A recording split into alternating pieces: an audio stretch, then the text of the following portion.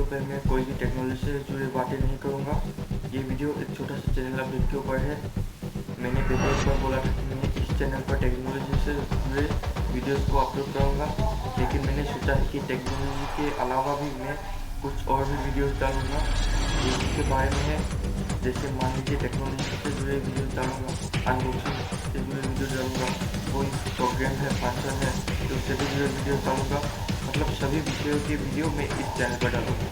तो आशा करता हूँ आपको मेरा ये सूचना अच्छा लगा।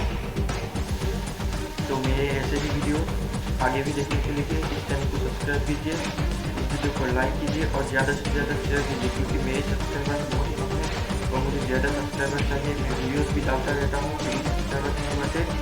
प्लीज़ आप लोग भी आप कुछ कर सकते हैं, आप लोग जितना हो सके उतना शेयर कीजिए दोस्तों को, बोलिए इस चैनल को सब्सक्राइब करने के लिए।